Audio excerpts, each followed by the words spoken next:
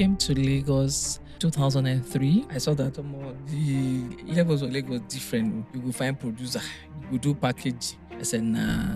When I graduate, I need this state that worry. I could just tell my boss, I don't give you your certificate. I beg. Social media was not the way it was. Now you just enter, sit down, plug, play, sing, worship. We post it on the internet, it can go viral. Putting out our songs for free download. Then maybe it's a UK audience. They're pretty real. For me, they love my music differently.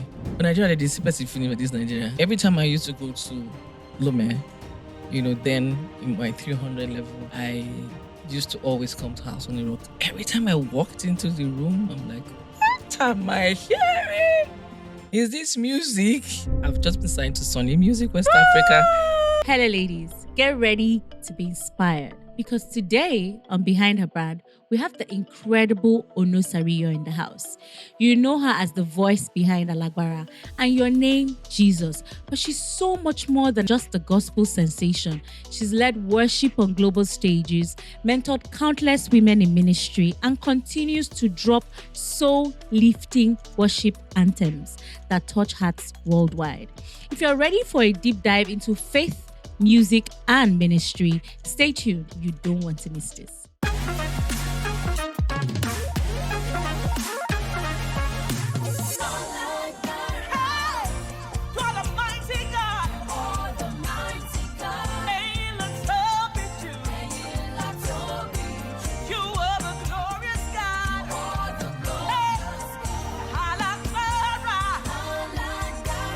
It's such a pleasure to have the musical sensation with us today on the Behind Her Brand show. Welcome, Onos. Drum roll. It's so exciting being here live with Buchi. So I'm going to make you blow now that you're on my show. So it's such an honor to get to know your brand. Yeah. What makes Onos who Onos is. So would you mind taking us on the journey to your discovery? How did you stumble into music? So music for me started when I was in Delta State. That was years ago, way before I got married, way before the children came into the picture. Yeah, I grew up in Delta State. I went to primary school in Delta State, university, secondary school in Delta State. I studied French at Delta State University. I came to Lagos 2003. Okay. Yeah, that's when I came to Lagos, came to Hosu now. Based on I can't just be worried like that. Lagos is the land of milk and honey. Exactly. So I had to pack we call it in Warri Ekpeti. I carried my Ekpeti.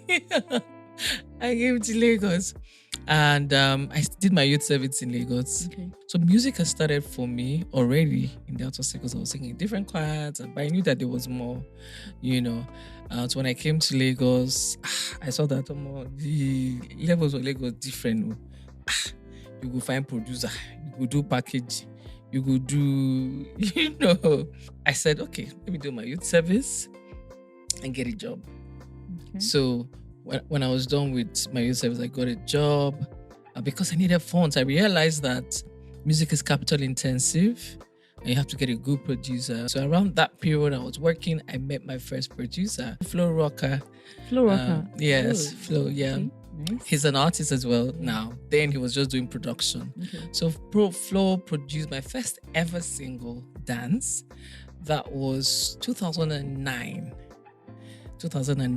Dance. So when I did that song with him, then I did a couple of other songs with him. Then 2010, I released my very first album. Okay. I put out my very first album 2010. So it's been 2010. We're in 2024. That's 14 years.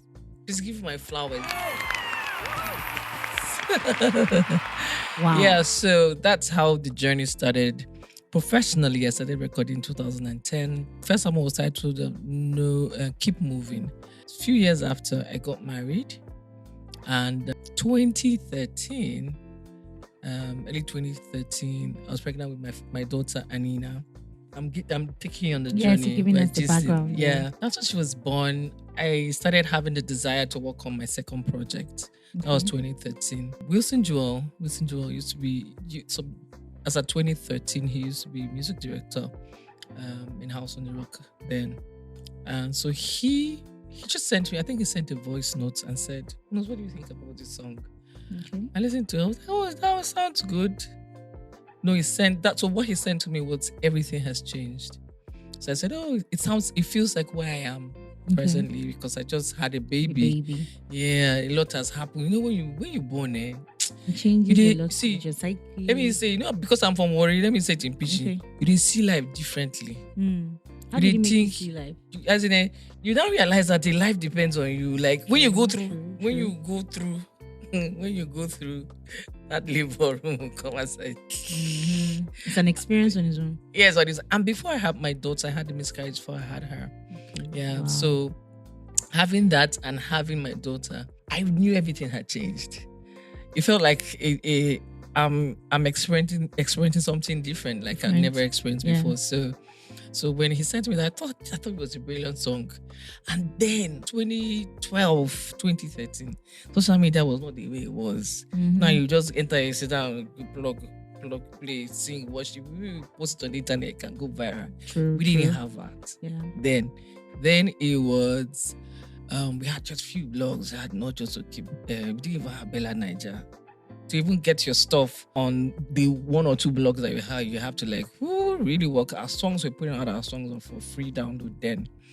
And so basically you have to go to the radio stations to get your material to be heard. So after Everything Has Changed came out, after I recorded it, that was the very first song I did not promote. Yes. I knew something had shifted. Okay. That was the very first song. I remember I was going to church. Then I used to hit a ride with you. I was there in church was a Muslim. So I think I can like Sunday like they just play my song. I say, nice. Everywhere done the soft. So this was me, 2020.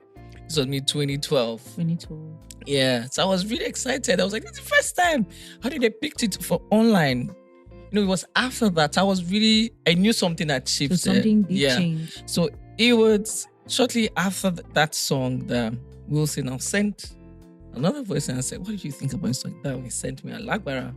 Okay. So I listened to it. I thought, this song is real. So I didn't record it immediately. I just said, okay, I'll just be singing it when I go for my ministration. So that's what I was doing. So I was singing it as I was going for my ministrations. And I wanted the song to because how he sang it sent to me was not how I recorded it. Yeah, so I was trying to create it into mine. When I felt like I was owning it, I said, I think it's time we should record it. And I didn't promote Alagbara. Then I just had an inner, so I was pretty much breastfeeding, and the song just went, phew. It went viral. Yeah. On its own. I would just go to this church and they've sang it before I even came in. I would go here. So it was a beautiful experience. I'll say that year, 2013, I knew something had shifted in my ministry. So that's been the journey, from Warri into Lagos, NYC before Alagbara came. It's very good to know that you actually came into Lagos quite young. Yeah. Yes. So I would say you were maybe almost turning 20 or around 20. No, when I came to Lagos, I was in my mid-20s. Your mid-20s, okay. Yeah. I'm sure you were shocked by how Lagos is very fast-paced, right? Yes, Lagos is fast-paced. And I noticed, even with the music and generally things, they're very big on branding. True. So I knew that I had to work on what image, what do I want to sound like. So most of the time when you start off, it could be in any business. The first thing is, what's your identity? So I needed to, and that period, right? So when I released my first album, the biggest songs then was Igwe.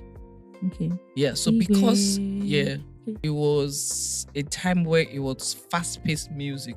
Okay. So I had to do a song if you listen to my first album, there are a lot of dance tracks on it. It was when I released Alagbara that I made a shift a bit. I said, no, you see what? I want to be me. I want the me on stage to be seen in my work. That's when I said, see what? I'm just going to. As I was doing the third album, I was already switching. I was not doing the hip hop me. I was now doing more of the church me. Now that I'm getting the balance right now, I've gotten the balance, they know me for this, they know me for that. I was like, time to experiment. That's what I did.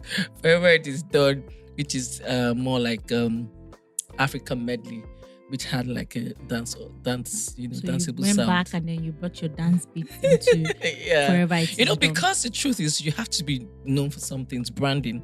True. So when people are used to the brand and they're not familiar with the face, you can now try to chip in different sides of you, but you have to keep what you are known for. I like that. I like the fact that you understood that your image is everything. Yeah, it's really key. Not just even in music, even in business. What you represent, it's very key because people define you by what they see about your brand, how you want to be seen, how you want to be perceived. And so from the onset, even when I was doing music videos, I always wanted to make sure that my music videos were always nicely done. And I didn't want to be standing by the flower, holding the flower. I wanted to do good production. So my very first video, the dance one, was Clarence Peters. Then Clarence was like, everybody having Clarence shoot the video is like, you have hit it. Yeah, then gradually I started using Frizzle. I work with Frizzle. I think I've done a couple of years with Frizzle. Okay. I was quite particular about image, branding. Yes, I know it's spiritual.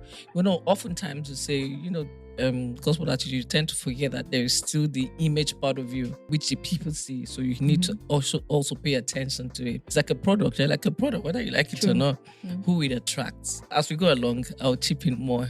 Yeah. So thank you so much for taking us behind your brand again. I think it's good to learn about people's backgrounds and how it shapes you up until the time you then find your identity, own your voice, and then kind of say, this is who I want to be known for. Yeah. But we're all products of our experiences. I want to ask, would you say that your family background was musical? Did you have anybody? No, my family background, no.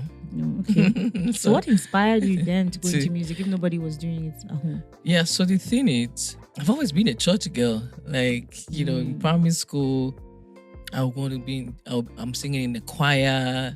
I'm singing my school choir. I played the keyboard. And I think singing in the choir also helped, the gift, the voice as well. And it was a good place for me to build my confidence on stage, right? So even when I was graduating from school, I knew that this music, that's what I want to do. But I was looking for, I knew that there's a gift. I was looking for the right space because there's a part I omitted. I studied French. In Nigeria, when you study French, when you're in 300 level, you either go to Togo or Badagry. Like you do it in 1 year outside. Yeah. So I did it in Lomé. So every time I used to go to Lomé, then in my 300 level, I used to always come to House on the Rock at Muson Center. So every time I walked into the room, I'm like, what am I hearing? Is this music? Oh, they already know reserve this over here for this place. Okay, so that's the thing about Lagos. So the music was different. So within me, I knew that there's more. This is a place I love to be. Okay. When I'm done with school. So that was one of the things that, inspired me. And like House has always been known for great music. Okay. So hearing them then, I said, nah, when I graduate, I need this thing that worry. I could just tell my voice, I don't give you your certificate, I beg. Me no verse. May I just go sort myself, So that was one of the things that inspired me. So I knew there was more. And truly, there's more. There's more. There's always more. So would you say learning French, had any effect on your music, or is just something you just learned it and you moved on from it? Does it inspire anything? Yeah. So I think I'm coming into a phase of my music where I'm going to be using my French. I've always known I was going to use it. I worked with it a bit. I'm coming into a phase. And I'm probably going to be announcing it first on your podcast. I've just been signed to Sony Music West Africa. Yes. Wow. Thank you for sharing it on my platform. Wow. That's big news. That's big news. And there are a couple of things I'll be doing with a lot of French-speaking countries and artists as well. Nice. So the diversity. So it's not lost. I will say that to say this, that sometimes you go through a process, especially when you're trying to build a brand, and there are things you learn along the way. Sometimes it may not look like you need it, You never know. There is in that journey, there's something that God has in store for you that you probably need to learn as you go. I've always known that at some point I was going to start doing some of my songs in French as well. But they always used to say, after I don't record them for English, I can't translate. I beg. When the time comes. So when I was talking about, I was working on that. I knew now is the time. Time to. Yeah, so I know I'm going to be doing stuff. I know that they say you can't buy experience and no experience is wasted. So with what you shared for us, I think that epitomizes that saying. So thank you so much. Another thing that I am curious to know is for the young ladies who want to get into music, whether gospel or secular, what would you say they should take cognizance of, before venturing? Like, what are the pitfalls, in this industry, in, using Nigeria or Africa, and I know your music has graced global stages. So what would you say young women should look out for or avoid while, venturing into the music industry? I think I'll emphasize more on first make sure you know who you are, what you want to do, have a clear understanding of your purpose. So that in itself gives you some form of direction. If you do not know what you want to do, people will give you what to do. True. They will throw things at you, right? And then that makes you confused. So first and foremost, you have to understand what you want to do with your music, what you want to sound like, what exactly. Make sure you've spent time to discover that part of you. Because when you have that, you cannot go wrong with the music itself. Because as a young girl, I'm a very, very purpose-driven person. I knew immediately I came in and I spoke to the first producer and the amount they were calling for me, then I said, man, I have to get the job. I probably would have just said, okay, make I just do BGV first. I said, I have a certificate. I will use it. Mm-hmm. And I'll be doing the music, side by side. By the side. So, because I knew that, I have to get funds to, make the music work. Just imagine if I just sat down and waited, I need somebody to come and help me with this, my dream. You have to understand that the vision is yours. The dream is yours. The idea is yours. Do not just sit and wait for someone to come and fund it. Get to work. Those 3 takeaways are very key. So the vision is yours. The dream is yours. The idea is yours. And you don't sit around waiting for somebody to fund it because God can fund it. I added that part. So, yeah. So thank you so much, Onos.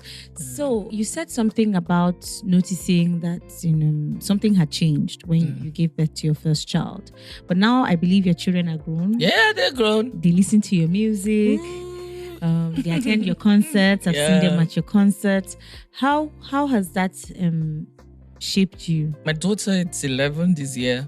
I realized that they like my songs. They sing my songs. I remember my daughter would go, Mommy, when are you going to do something Afro gospel now? She kept saying it because she loves to dance, she loves to do, so I remember hearing, when I heard them singing Forever It Is Done in Church, the African way, I said, I think it's high time to flip this song. And I sang it to her. I said, what do you think if I flip this song like this? She said, Mommy, you want to do that? So what she has done is I watch her taste, what she likes, and I'm trying to feed that audience. I said to myself, I think I need to start feeding the younger audience. Yeah, the younger audience, because there's something they like. Mm-hmm. Yeah, so I'm paying attention to it, but at the same time, I'm doing it, but doing it and making sure it is not taken away from who I am. True. Yeah, so that's another thing. You have to make sure that there's a balance. It doesn't take away, So I had to find someone who can make that sound the way that it won't take away from who Onos Ariyo is and known for. So they've influenced me in different ways because I think children have a way of making you behave properly. Yes, they do. And then you have to hold yourself accountable. Because you're like their role model. I try as much as I can to create a balance. So They don't feel like their mom is superstar. Me, I'm superstar too when I go to school. So they've influenced me in several ways, and balancing work life and home front is not an easy task at all. But with wisdom, God has been helping me to work that and create a balance. Cool. So we'll take a short break and we'll be back.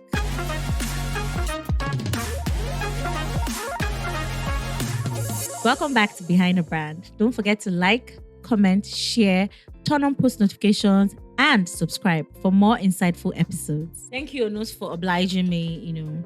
Starting out can be so difficult, especially when you're trying to build your brand and you're educating people about building their brands, right? Well, thank you. That's the beauty in it, like you're working the talk, like I'm doing exactly what I'm trying to get you to do. Yes. Yeah, so it's been exciting so far going behind your brand, and I want you to take us further. So what has been the most interesting thing you've learned about your international fans? April this year I was in the UK for Onos live in concert at the O2 Academy. I think the most exciting thing or interesting thing is maybe it's the UK audience. They're pretty real. They're pretty, to me they were pretty real, and they were on time. They do clean for Lagos like this. So they beat us to that one. But I think our Nigerian and African people keep it real. We do Nigeria time. Let's just even we are trying. They're getting better. But they no. Like they were, and when it's time for them to go catch the train, they actually leave and go catch the train. Wow. Yeah. For me, they love my music differently. For Nigeria, they see finish with this Nigeria. What blood? They see finish. They see they lick it. They know, but they're quick. They're warm. They're sweet. They're not first. You never repress yourself. So they were very welcoming. Yeah. And they understood what you were about, your brand, your whole essence. Yes, and I loved it. But let me not to the Nigerian audience. They're trying. They're doing well. At least without them, we will not be here. Okay, it's good to feel the pulse of your fans all around the world. I guess that with the different countries you've traveled to. I know you were in Canada sometime last year. Yeah, as well. I've done a couple. But I've done a couple of tours in Canada, in the UK, in Cameroon, I've done some Nigerian countries in Ghana. Okay. Yeah, to a couple, and as God gives us grace as we go around, we get to experience and feel their energy. But the Nigerian one, they have their special one, especially the one on the mainland. Yes, the one on the island, they form small. I think Nigerians have good vibes, or Africans around the world, and so the beautiful thing, like if I'm doing something in Lagos, my last concert at the Co Hotel, that was the last one I had was 2023.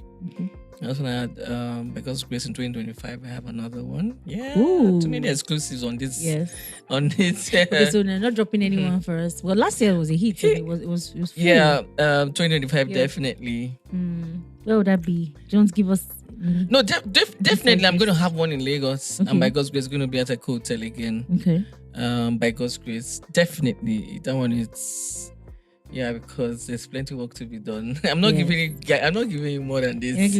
But last year was a banger. No, you can tell us what to look forward to, like your audience listening. Those who love Onos, they want to know. Don't you want to know? They want to know. I'm working on different body of work, new music definitely, concert next year, a tour next year. Because I'm a new signee, so yes, right. I have to get to work. Yeah. For international audience, that means like, is it too much or like levels? Definitely working on new materials. I have a brand new single out, Forever It Is Done, and I'm working on a lot. Let me just leave it like that. Let me not give her too much. Okay, thank you so much. At least you shared, you shared very insightful tips on the brand, on your brand, on the Onos brand. So you've taken us deep into your essence, what pushed you, you kept moving, knowing when things have changed, knowing when to step up your game, knowing when to relax and go back to your roots, and when to expand. So I wanted to ask a very important question, which I believe that most women, young, old, and it's transgenerational, is a question about money, and not just money, about wealth creation. So what does wealth creation mean to you? And would you say that it's important for every woman to create her own wealth? Yeah, it's very important, especially you should have your own money to do your own stuff. Wealth creation. I think it's understandable, but they tell me, say, what does it mean? I mean, wealth creation, carry me go. No, for some people who think that chasing after money is what was the word? Some people are like, oh, don't chase after money. Money will come to you. As a woman, you're just supposed to, take care of your home, let the man do everything. But I believe that you are creating wealth. Yeah, so the generational wealth. Yeah. It's good to be very creative, and not just a woman who depends on who you get married to. Okay. That too has a part to play. A woman should be able to have her own thing, do her own stuff, so you're not just depending solely on the man. You want to buy this, you want to do this, the man has to do everything. Like for my music, I should be able to way before now. I've always just covered my responsibilities. I own a studio in Lekki Phase 1. I did up the place because nice. It's something I want to use for my music. I want to have a rehearsal space. At some point, I felt then I was always going to the mainland for it. I say, you know what? It's high time I get something on my own, closer where I can be having my rehearsals. So I went to the space, got equipment, and voila, I have a space. So I don't have to wait now. My husband to go and do all that for me. I should be able to, because it's like I always say, you have to be responsible for the gift that you have. So I got a space and did up space, and I used that for my rehearsal. I rented out for people to come use, subsequently like that. So with things like that, it helps you. Even how you were before you get married, where you were always very creative, thinking of things to do, how to improve yourself. That part of you should not die when you get married. Everything shouldn't now start be revolving around baby, because the truth is, if your partner is evolving and you're not evolving, becomes a problem in the marriage. Yeah, because the partner is there and you are here. It's always going to be a problem. It's good to evolve together. It's good to grow together. It's very important. So as his work, it's beautiful when he comes back, he has something, he's giving his own gist. You have stuff, not just about the worries of life. Yes, so that makes it interesting, and you can even feel that you guys are growing. You're not where you were, when you just got married. You feel the growth. You can, so it's very important to for a woman to be hands-on, at the same time work for herself, make money, your money. It's very, very. I'm a firm believer that a woman should own her own money and create wealth.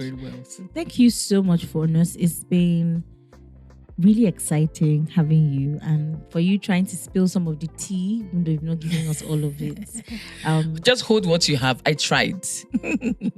Okay, we'll make do with that. But we're looking forward to your masterpieces. Yeah. We're looking forward to your concert. We're looking forward to more of your worship sessions. You have worship sessions you hold monthly. Yeah, breathe worship sessions. So why did you start that? Why did you start that worship session? I think for me, I got to a place where I needed more time spent in a place of worship. So I started in my home. I'll just go online on my page, I'll worship, I'll go on. Then IG live wasn't what it is now. Yeah. I could count how people were going live.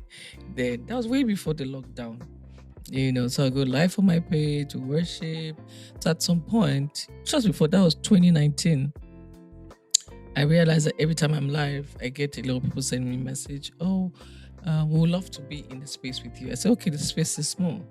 So So when I started getting that message, I now sort of threw it out there, like, would you love to come for a time of worship in the room? I said people should register, and I got people, 30 people, 40 people. I was like, okay. So I got someone offered. In the midst of it, someone offered her space and said, oh, you can come use here. So that's how I gave birth to Breathe. And every month I was having that worship. And in 2019, that was when I had Jacqueline Carr. Then I did my concert in Landmark. Yeah. I remember. After we had series of Breathe worship meetings, I wanted to have a bigger one. And so they did it in Landmark. I bless God, it's been very productive. When I remember when God gave me the vision for Breathe, He said a lot of people who come into that space, their dreams will come alive. And I've literally seen it happen. A lot of artists, today that have been born from Breathe, no name drop. Before you pronounce it, a lot of. But we know we are aware. I'm just kidding, but a lot of artists, today have been born from there. Okay, thank you so much, Onos. It's been a pleasure having you. Thank you for sharing. Thank you for the fun. Thank you for the laughter.